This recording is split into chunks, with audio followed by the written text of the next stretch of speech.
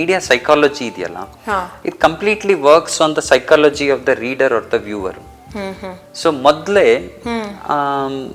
ನಾವು ಇದೊಂದು ಅತ್ಯಂತ ಪ್ರಧಾನ ಸುದ್ದಿ ಅಂದ್ರೆ ದೊಡ್ಡ ಅಕ್ಷರದಲ್ಲಿ ಇಂಥ ಜಾಗದಲ್ಲಿ ಹಾಕಿದ್ರೆ ಅಥವಾ ಇಷ್ಟು ಕಾಲಮ್ ಹೆಡ್ಡಿಂಗ್ ಗಳನ್ನ ಹಾಕಿದ್ರೆ ಪ್ರಧಾನ ಸುದ್ದಿ ಅಂತ ಅನ್ನಿಸ್ತಾ ಇತ್ತು.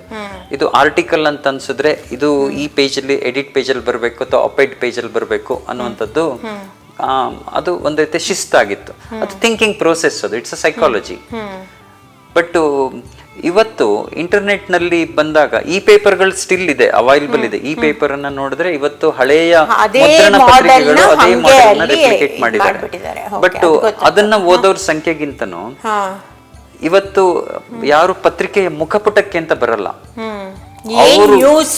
ಯಾವ್ದೋ ಅವ್ರನ್ನ ಪರ್ಸನಲೈಸೇಷನ್, ನ್ಯೂಸ್ ಪರ್ಸನಲೈಸೇಷನ್ ಅಂತ. ಇವತ್ತು ನಾನು ಕ್ರಿಕೆಟ್ ನಲ್ಲಿ ನನ್ಗೆ ಇಂಟ್ರೆಸ್ಟ್ ಇದೆ ಅಂದ್ರೆ ಅದು ನನಗೆ ಪ್ರಧಾನ ಸುದ್ದಿಯಾಗಿ ಆಟೋಮೆಟಿಕಲಿ ನ್ಯೂಸ್ ಆಪ್ ನಲ್ಲಿ ಕಾಣಿಸ್ಬಿಡುತ್ತೆ ಅದನ್ನ.